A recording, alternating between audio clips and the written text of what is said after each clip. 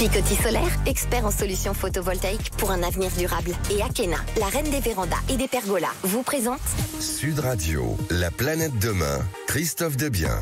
Bonjour à toutes et tous, bienvenue dans la planète demain sur Sud Radio, l'émission qui met en valeur l'écologie positive. Alors dans la seconde partie de notre émission, nous aurons le plaisir d'accueillir Emmanuel Vivier, coprésident de Hub Institute. Mais tout de suite, nous allons parler d'innovation dans le domaine du solaire qui pourrait changer notre quotidien.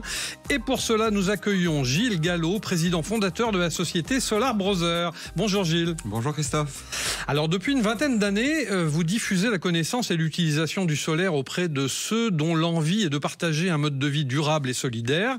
Et pour cela, vous concevez des produits très originaux, accessibles à tous. De plus, en juin 2022, si mes souvenirs sont bons et en tout cas si ma lecture est bonne, Solar Brothers a obtenu l'agrément entreprise solidaire d'utilité sociale qui est, en droit français, est une habilitation décernée aux entreprises poursuivant un objectif d'utilité sociale. Dites-moi Gilles, qu'est-ce qui vous a conduit à vous orienter vers cet objectif social et solidaire ? L'objectif étant pas forcément d'aller vers ce social et solidaire, mais l'objectif était, il y a 20 ans, quand j'ai développé Solar Brothers, de répandre, en tout cas de diffuser la connaissance, mais surtout l'utilisation de l'énergie solaire concentrée. C'est une énergie que tout le monde a utilisée quand il était petit, tout le monde a utilisé la loupe, et pour autant, 20, 30 ans, 40 ans après, quand vous demandez à quelqu'un qu'est-ce que fait une loupe et qu'est-ce que ça procure, il ne se rappelle plus que l'utilisation était immédiate et puissante. Donc mon envie, en tout cas, et ma mission que je me suis donnée, c'est par la création d'objets, du briquet solaire, au four solaire, au barbecue solaire, au chauffage solaire maintenant, de diffuser à travers différents usages, en outdoor et dans l'habitat, le principe de l'énergie solaire et surtout renforcer l'utilisation auprès de tous. Alors, vous diffusez, me semble-t-il, en open source les plans nécessaires à l'autoconstruction de produits solaires. Alors, pour nos auditeurs, comment cela fonctionne-t-il ? Alors, on diffuse aussi bien en open source qu'avec des produits finis. Parce que notre volonté, c'est de diffuser auprès de tous et pour tous les budgets. Bien sûr, on a besoin aussi de vivre, donc on est très bien content aussi de vendre des objets. Et notre site solarbrothers.com est fait pour ça. Donc, on a les produits, c'est important de le dire, c'est que les produits qui sont en open source sont aussi puissants que les produits qui sont finis. Ils vont permettre de monter à 200 degrés pour un four en 5-10 minutes, que ça soit en autoconstruction ou que ça soit en produit fini. Alors, vous parliez d'un four. Ce four ou cette gamme de fours que vous avez créé sont des fours solaires, bien entendu. Vous pouvez nous en parler un petit peu ? Alors un four solaire, il faut reprendre le principe. C'est généralement des miroirs qui vont concentrer le rayon sur une marmite, sur un plat, et les rayons se concentrant, l'infrarouge étant concentré dessus, c'est lui qui transporte la chaleur. L'infrarouge dans le spectre lumineux, l'infrarouge étant concentré permet de faire monter la marmite en température jusqu'à 200 degrés. On a des fours aussi bien pour le particulier, aussi bien pour faire de l'activité outdoor, donc qui sont pliables, qui pèsent 900 grammes. Que des barbecues pour la maison qui pèsent plus 10 kilos, que des fours pour les restaurants qui connaissent aussi une précarité énergétique avec la montée du prix des énergies. Et donc, l'important pour nous, c'est de faire la preuve que tout le monde peut l'utiliser. Un restaurateur, un professionnel, comme à Marseille, comme avec Nadia Samut dans le Luberon, une chef étoilée. Donc, on arrive de la guinguette au resto étoilé. À nourrir solaire, c'est possible. Et donc, chacun peut faire le pas, en voyant les professionnels l'utiliser, peut faire le pas pour lui-même, quoi. Alors, ces fours solaires sont-ils utilisables partout ? C'est-à-dire, est-ce qu'il n'y a pas besoin d'une certaine quantité de soleil pour que cela fonctionne bien ? Oui, un petit peu. Mais la boîte, nous l'avons créée, l'entreprise, nous l'avons créée à Paris. Et les premiers tests ont été faits à Paris pendant longtemps. Donc, vous avez assez de soleil à Paris. Donc, on peut l'utiliser, ainsi dire, de partout. Bien sûr que votre proportion d'utilisation sera pas la même au cœur du Var où nous sommes situés que à Paris. Au cœur du Var, nous avons 300 jours de soleil à Carnoul. À Paris, vous avez 150, 200 jours de soleil. Mais ces 200 jours, comment vous cuisinez ? Moi, c'est ma question que je pose souvent. On me dit comment on fait quand il fait pas beau ? Je réponds comment vous cuisinez quand il fait beau. Parce que quand il fait pas beau, vous avez cuisiné sans moi jusqu'à présent. Et quand il fait beau, ça serait bien de penser à une énergie naturelle, gratuite, écologique, et surtout les chefs sont en train de le faire ressortir, c'est le goût du soleil. Et moi, ça fait 20 ans que je parle au niveau marketing de goût de soleil, mais les chefs sont en train de révéler que c'est pas qu'une question marketing, il y a un vrai goût avec cette énergie et que ça soit des chefs ou des particuliers me font les mêmes retours. J'ai un chasseur en local qui cuisine avec mon four et qui fait son chou, il le fait depuis 30 ans, son chou, que ça soit au four électrique ou à la marmite, et il me dit à chaque fois que je le croise, mon chou n'a jamais été aussi aussi bon qu'avec ton four solaire, quoi. Alors j'ai pu voir également que vous aviez, afin d'initier les générations futures à l'efficacité de l'énergie solaire, vous avez lancé ou conçu un mini cuiseur adapté aux enfants. Est-ce que vous pouvez nous en dire un petit peu plus ? Alors oui, c'est toujours dans ce même souci de vraiment démocratiser l'énergie et l'utilisation auprès de tous, parce que je trouvais que la loupe avait pas laissé à nous tous une expérience très prégnante. La preuve, c'est qu'on ne s'en rappelle plus. Donc il me semblait que amener l'expérience par un petit four solaire, donc c'est un petit four solaire qui va ressembler à une petite boîte en carton. L'enfant, on lui fait comprendre la règle des 3C, la concentration des rayons par les miroirs, la captation par un corps noir et la conservation des rayons. Et c'est bien cette règle des 3C, la conservation, la concentration et la concentration, qui permet de monter en température. Il permet de faire cuire du chocolat, de faire fondre du chocolat, plutôt faire fondre du fromage, mais aussi réchauffer le plat de la veille. Il peut apporter sa petite quiche, son petit plat de riz, et donc avoir une utilisation vraiment réelle. C'est en toute autonomie qu'il peut découvrir et apprendre, et surtout c'est gourmand. Alors, sur un aspect solidaire, Solar Brother est-elle présente sur d'autres continents ? On est présent de partout, de partout dans le monde, parce qu'on a une gamme unique. On est les seuls à faire du briquet au four solaire, au chauffage solaire, qui est notre dernière création. Et on est présent de partout, mais bien sûr, 60% de notre chiffre d'affaires à aujourd'hui est réalisé en France. Alors, j'imagine qu'en Afrique, il y a certainement des fours solaires qui ont été transportés et installés. Vous savez à peu près combien de ces produits-là sont installés en Afrique ou pas du tout ? J'ai pas. Moi, je sais que j'en ai vendu 50 000 depuis le début. J'ai vendu 300 000 briquets depuis le début. Je sais après, savoir exactement où ça part, je ne sais pas de mes produits. La cuisson solaire, je l'ai découvert en revenant d'Afrique, de Tombouctou exactement, il y a 20 ans. C'est cette envie-là qui m'a donné envie de créer la boîte et d'y revenir. Mais je ne voulais pas amener une solution pour l'Afrique. Je voulais développer une solution vraiment pour tout le monde. Alors, concernant votre propre impact environnemental, qu'en est-il ? Normalement, il est très bon.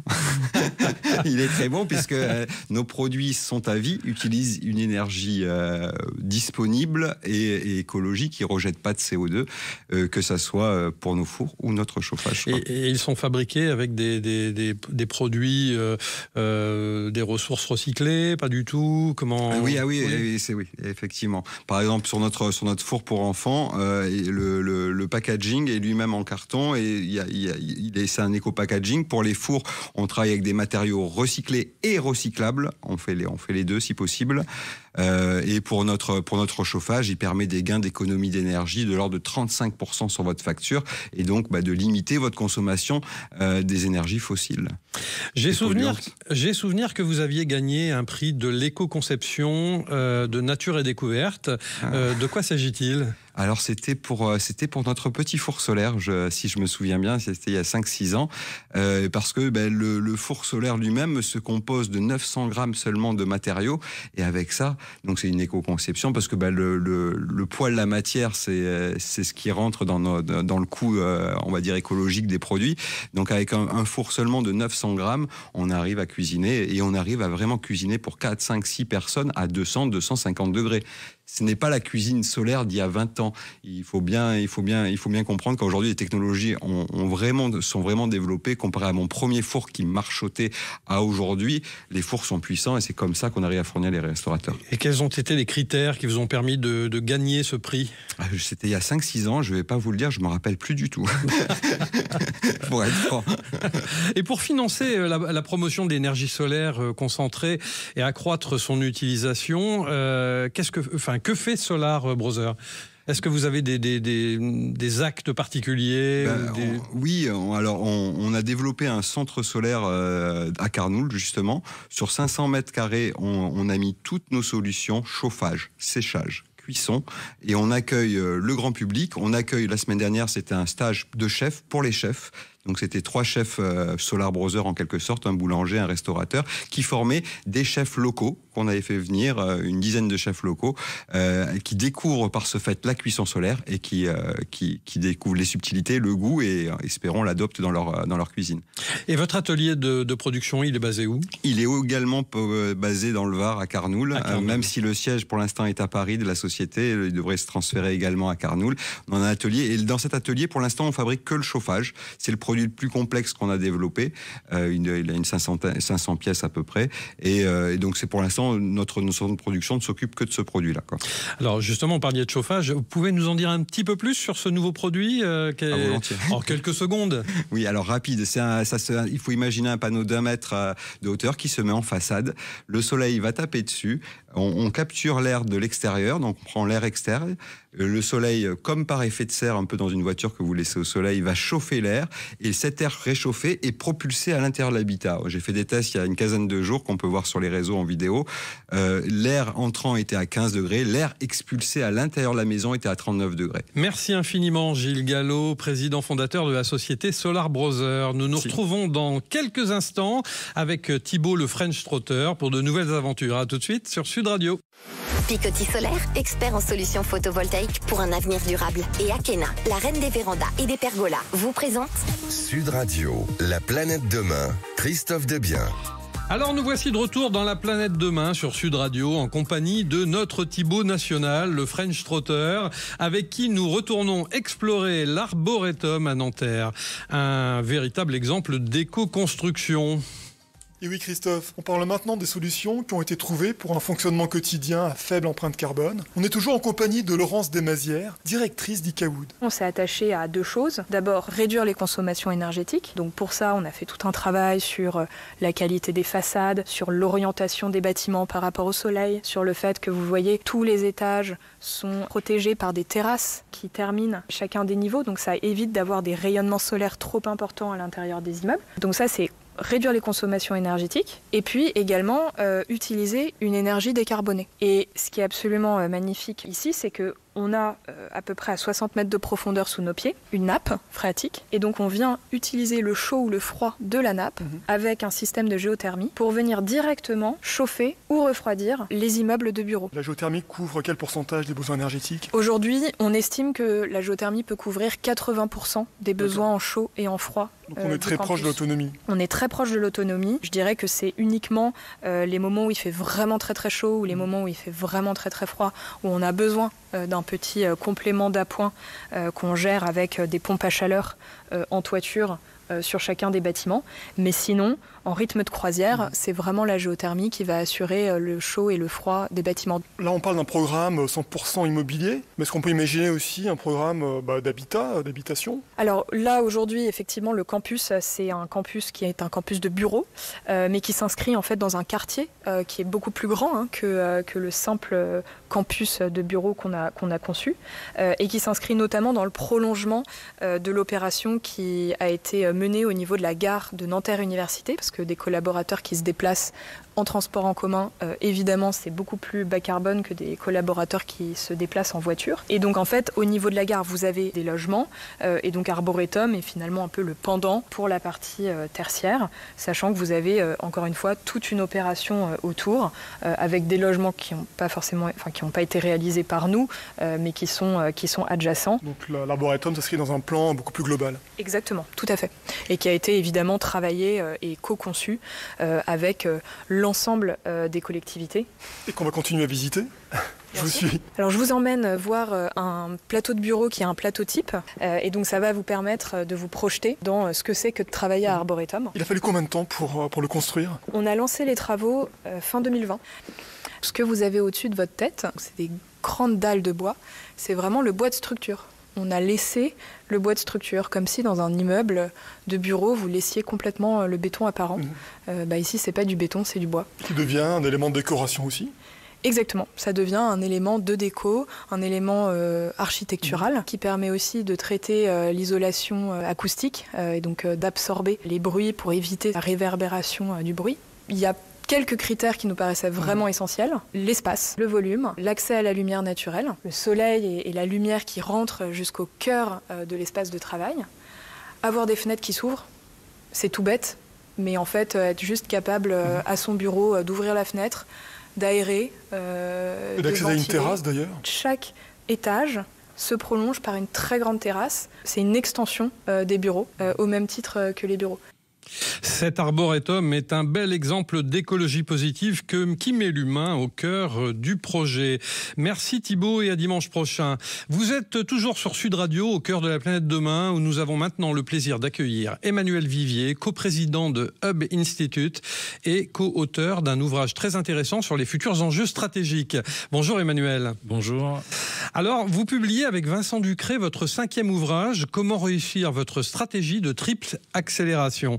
En effet, après plus de 25 ans à accompagner les grandes entreprises et organisations dans leur accélération business, vous présentez une méthode pédagogique en 5 étapes pour penser, prioriser et implémenter les chantiers liés à la stratégie de transformation des organisations. L'ouvrage est dédié en premier lieu aux dirigeants d'entreprise, mais aussi à tous collaborateurs qui veulent comprendre et anticiper les enjeux stratégiques à venir. Et lorsque vous avez imaginé puis rédigé cet ouvrage, est-ce que vous l'avez fait dans le but de répondre à un monde à l'avenir complexe et incertain ? Alors, on va dire que oui, beaucoup d'entreprises ou d'organisations ou de collectivités n'ont pas vraiment choisi le monde dans lequel on vit aujourd'hui. En même temps, on s'en plaint des fois beaucoup. On oublie que peut-être après la Deuxième Guerre mondiale ou à d'autres périodes du monde, c'était pas simple non plus. Mais ce qui est sûr, c'est qu'on voit bien qu'aujourd'hui, il y a différentes transformations qui se conjuguent. Donc, d'un côté, on a effectivement la responsabilité sociale et environnementale qui devient critique avec effectivement ces limites du climat. On a l'intelligence artificielle après le digital qui continue d'accélérer, de disrupter un petit peu nos façons de travailler, les business models. Et puis la dernière chose, c'est le futur des organisations, l'humain. Où est-ce qu'on met l'humain au milieu de tout ça ? Et c'est vrai que quand on se met à la place des directions, c'est pas évident de se dire déjà chacune de ces révolutions de les piloter, mais les piloter de manière cohérente ensemble. Là, effectivement, ça devient vraiment un vrai défi. Alors, vous avez structuré ce livre en 6 parties pour une approche complète. Quelles sont-elles et pourquoi ces choix ? Alors, déjà, ce qui nous semblait important, c'est un petit peu de ranger les sujets. Donc, c'est de pouvoir un petit peu expliquer cette triple accélération face aux défis du monde qu'on vit aujourd'hui. Effectivement, il y en a un certain nombre. Après, c'est de bien comprendre, effectivement, qu'avant, on avait le temps de planifier à 10 ans les choses. Aujourd'hui, on va être beaucoup plus sur des chantiers à 2 ans, 5 ans, puisque où va le monde dans plus de 5 ans, c'est toujours un petit peu difficile à dire. C'est aussi lister les objections, parce qu'on se rend compte que évidemment, dès qu'on parle de transformation et de changement, en particulier en France, rien n'est simple. Évidemment, personne n'a envie de changer. Et puis après, c'est d'illustrer tout ça avec plus de 65 retours d'expérience, de témoignages de décideurs. Ça peut être des directeurs ou directrices de la RSE, ça peut être des directions marketing, des directions technologiques qui viennent finalement nous montrer qu'est-ce qui se passe vraiment sur le marché, parce que nous, on pourrait toujours dans la théorie. En fait, il y a une réalité. Puis pour terminer, un glossaire qui va permettre aussi, on jargonne beaucoup quand on parle de technologie, d'innovation, même dans les ressources humaines. Et donc, voilà, de rendre ça le plus lisible possible. On parlait de démocratiser ou de créer une vision partagée. C'est un petit peu l'idée du livre. Alors dans un contexte économique incertain, vous en parliez à l'instant, le livre recommande l'innovation frugale. Qu'entendez-vous par là ? On va être très réaliste en ce moment. Si on devait faire des innovations très coûteuses et ambitieuses, il y a peut-être eu quelques années où on pouvait se le permettre, où il y a peut-être d'autres régions du monde, je sais pas, le Moyen-Orient ou l'Asie qui peuvent se le permettre. Aujourd'hui, on va être réaliste. Clairement, on n'a pas le temps de faire des projets trop longs. On a besoin de retours sur investissement ou de réduire les coûts. Et puis finalement, on s'aperçoit aussi que c'est pas toujours les entreprises qui ont les plus gros budgets ou qui brûlent le plus de cash qui ont forcément les meilleures idées. Donc là, l'idée, c'est de trouver des choses pragmatiques, des choses qui n'oublient pas l'humain. C'est pas toujours en dépensant dans l'IA ou autre que ça va fonctionner. Et puis, il y a une certaine résilience, parce que plus on fait les choses sophistiquées, complexes et coûteuses, plus il y a une chance qu'il y a un grain de sable qui bloque tout le système. Donc, c'est revenir finalement un petit peu, on va dire, au bon sens, sans avoir peur du changement. Au vu de l'obligation qu'ont les entreprises de passer à la transformation numérique, selon vous, comment les nouvelles technologies changent-elles les attentes des clients et les modèles économiques ? On l'a un petit peu vu avec le Covid, puisque là, on n'avait plus le choix. On pouvait plus se rendre en point de vente ou en magasin. Donc là, il y a eu un boost du e-commerce qui s'est un petit peu calmé depuis, puisque heureusement, on a pu repartir partir en point de vente, mais on voit bien que dans notre façon de travailler, avec le télétravail ou le travail hybride, les visioconférences qui peuvent être une bonne opportunité pour sauver la planète, plutôt que d'aller à l'autre bout du monde en jet ou en classe affaires, ça simplifie un petit peu les choses.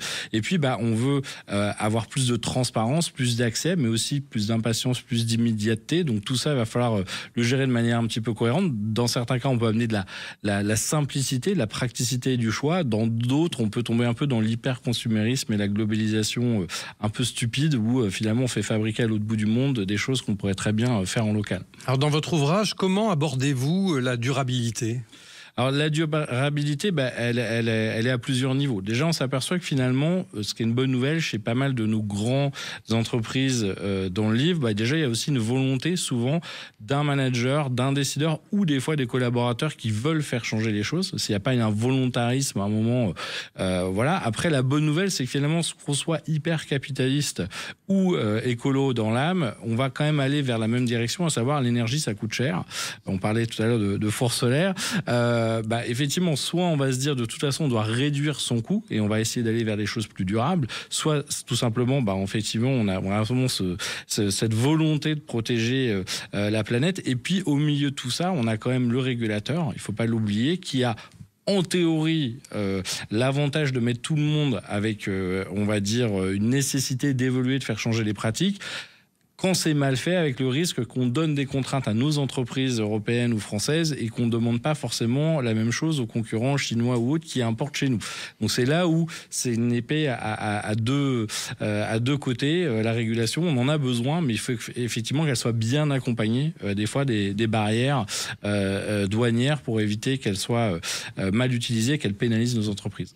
Et les évolutions rapides des technologies, des nouvelles pratiques et des enjeux environnementaux engagent-ils l'obligation d'un développement continu des compétences, selon vous ? De toute façon, qu'on parle de technologie, de nouvelles façons de travailler, ou d'ailleurs de soft skills, en tout cas ou l'écologie, on voit bien qu'on va devoir faire les choses différemment. Finalement, on a toujours innové dans l'humanité, mais là, on voit qu'il va falloir accélérer un tout petit peu. On avait peut-être un peu de retard sur certaines choses, donc il faut déjà qu'il y ait une prise de conscience. Si on n'a pas sensibilisé tous les collaborateurs et les managers, il ne va rien se passer. Après, il va falloir changer des choses, parce qu'il ne suffit pas de faire des grandes annonces, qui a été un peu le cas pendant quelques années. Maintenant, le consommateur, mais aussi le collaborateur, voire le candidat, veut des preuves d'un engagement, veut des actions, veut des changements. C'est pas toujours facile. Des fois, c'est un coût. Alors, moi, je parlerais plutôt d'investissement, puisque au début, on va dépenser de l'argent, mais peut-être que demain, on va réinventer son modèle. Il y en a même qui nous parlent d'économie régénérative. Donc, on va pas juste réduire son impact, mais pourquoi pas demain même apporter du positif à la planète ou à la communauté. Merci beaucoup Emmanuel Vivier, coprésident de Hub Institute. On se retrouve dimanche prochain à 12h30 sur Sud Radio dans La Planète Demain avec de nouveaux invités. Bonne semaine. Akena, expert en carport et pergola solaire pour des économies et un avenir durable. Et Picotis Solaire pour que l'avenir s'éclaire avec des choix durables. Vous ont présenté Sud Radio, La Planète Demain, Christophe Debiens.